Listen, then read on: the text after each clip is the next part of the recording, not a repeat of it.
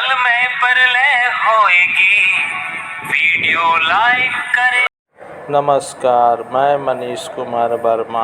आप लोग इस न्यूज में सुनेंगे किस प्रकार जोगी दहाड़ रहे, जिन्होंने मध्यकाल में मुगलों के शासन काल में इस धरती पर देश की आजादी के लिए रामलीलाओं की परंपरा को आगे बढ़ाया था।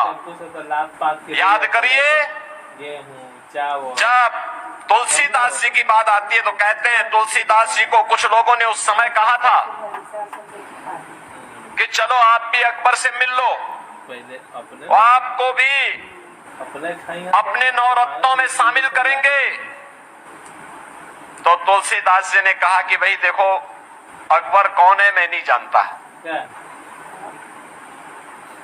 तो लोगों ने कहा कि बादशाह है भारत का। उन्होंने कहा भी देखो, मेरा तो बादशाह किसको कहते हैं मैं ये भी नहीं जानता। उन्होंने कहा राजा। उन्होंने कहा देखो, मेरा तो एक ही राजा है और वह है राम।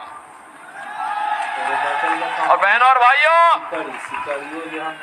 उस मध्यकाल में मुगलों के शासन काल में तुलसीदास जी ने नारा दिया था, बोलो राजा रामचंद्र की। और बहनों और भाइयों, आज मोदी जी के मार्गदर्शन और उनके नेतृत्व में अयोध्या में रामलला फिर से प्रतिष्ठित हो जाएं। 500 वर्षों का इंतजार समाप्त हुआ और कल फिर प्रधानमंत्री मोदी जी अयोध्या धाम में पधार रहे हैं, वहां पर भगवान राम का दर्शन करने के लिए।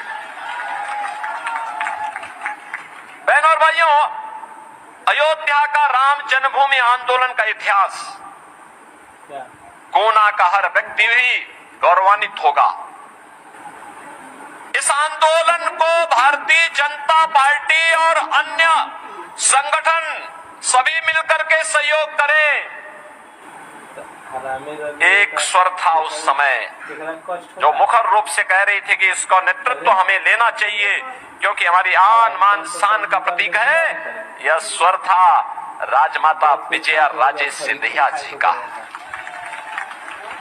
मुझे याद है, राम जन्मभूमि के किसी भी आंदोलन में उन्होंने अपने व्यक्तिगत कार्यक्रमों को छोड़ करके, व्यक्तिगत साधना को छोड़ करके, व्यक्तिगत अन्य कार्यों को एक और करके वे अयोध्या में राम मंदिर की स्थापना होनी चाहिए, राम मंदिर बनना चाहिए। इस आंदोलन के साथ राजमाता पहले दिन से लेकर के अंतिम दिनों तक इस कार्यक्रम के साथ जुड़ी रही। और आज हम सब प्रसन्नता हमें इस बात की है, जब अयोध्या में राम मंदिर का निर्माण हुआ, प्रभु राम 500 वर्षों के बाद विराजमान हुए और प्रभु ने वहां होली भी खेली और 500 वर्षों के बाद अपना जन्मोत्सव भी मनाया। तो सचमुच सचमुच राजमाता आज हमारे बीच में नहीं, लेकिन राजमाता की आत्मा को असीम शांति प्राप्त हुई होगी कि जो हमारा सपना था वो सपना आज हमारी वर्तमान पीढ़ी साकार कर रही है। उनका अत्यंत सानिध्य प्राप्त होता था। कितना वात्सल्य था उनके मन में, देश के लिए, समाज के लिए, जनता जनार्दन के लिए। सचमुच राजमाता थी और गोनावासी तो इस बात के लिए सौभाग्यशाली है कि 15 वर्षों तक राजमाता आपका नेतृत्व किए देश की संसद में और 17 वर्षों तक भारतीय राजनीति में शुचिता के प्रतीक के रूप में जिन्होंने विकास को प्राथमिकता देकर के उस कालखंड में जब साधन नहीं थे तब भारत के रेल मंत्री के रूप में और जिस भी प्रकार का दायित्व मिला उसमें कार्य का एक स्टैंडर्ड दिया देश को और उसके माध्यम से भारत की प्रगति का मार्ग कैसे आगे बढ़ना है, ऐसे श्रीमंत माधवराव सिंधिया जी का वह सानिध्य इस क्षेत्र को मिलता रहा।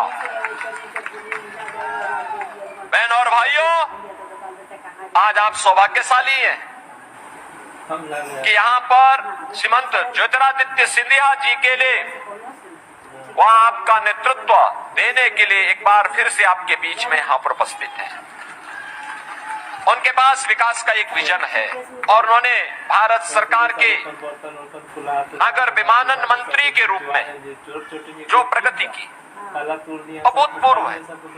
आप याद करिए, आजादी के पहले से लेकर के 2014 तक देश के अंदर केवल 74 एयरपोर्ट थे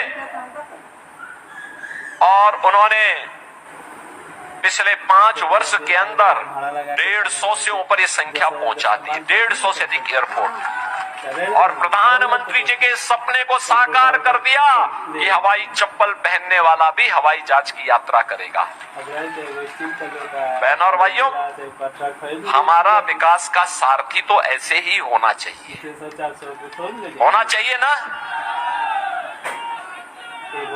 और यही कारण है पूरे देश के अंदर आज जो आवाज आ रही है वो यही आवाज है, एक स्वर है। 2 चरणों का चुनाव संपन्न हुआ है। बहनों और भाइयों, में अब तक लगभग 9 राज्यों में भारतीय जनता पार्टी के प्रत्याशियों के समर्थन में जनसभाओं को करने के बाद आज मुझे मध्य प्रदेश भी आना पड़ा। गुना में तो मैं इसलिए भी आया हूँ, भारतीय जनता पार्टी के प्रत्याशी के साथ साथ सिंधिया परिवार के साथ और उत्तर प्रदेश के विकास के लिए किए गए कार्यों को सिंधिया परिवार के द्वारा, ज्योतिरादित्य सिंधिया जी के द्वारा, राजमाता जी का जो सानिध्य था, इन सब को आगे बढ़ाने के साथ साथ उसके प्रति आपका आह्वान करने के लिए मैं आया हूं कि कैसे विकास के कार्यों को इस परिवार ने राम जन्मभूमि के मूवमेंट को आगे बढ़ाने में अपना योगदान दिया था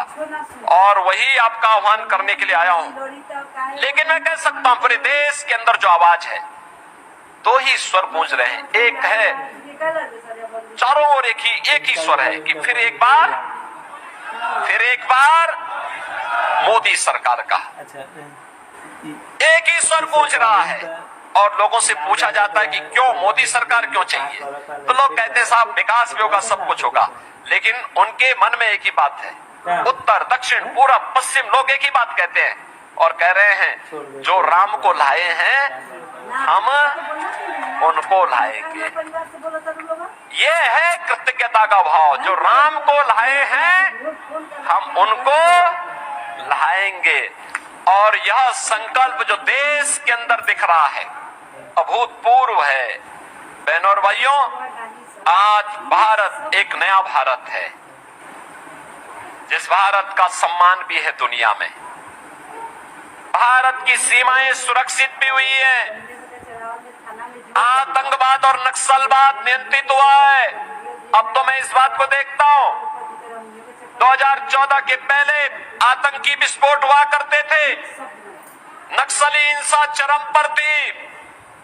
आज नक्सलवाद और आतंकवाद को तो नियंत्रित किया ही है। अगर कहीं पर पटाखा भी जोर से फट जाए ना तो पाकिस्तान सबसे पहले सफाई देता है कि साहब मेरा हाथ नहीं है, देता है ना, क्योंकि उसे मालूम है कि सफाई अगर समय पे नहीं दिया कहीं लेने के देने न पड़ जाएं। क्योंकि ये नया भारत है, छेड़ता नहीं है, लेकिन अगर कोई छेड़ता है तो फिर छोड़ता भी नहीं है। बहनों और भाइयों, विकास के कार्य किस रूप में, हाईवे, रेलवे, खबर देखने और सुनने के लिए देखते रहिए MSJP न्यूज। सत्य, संघर्ष और अपना ज्ञान बढ़ाने के लिए MSJP न्यूज एक बार अवश्य देखें, अपना राय कमेंट बॉक्स पर अवश्य भेजें। जय हिंद, भारत माता की जय।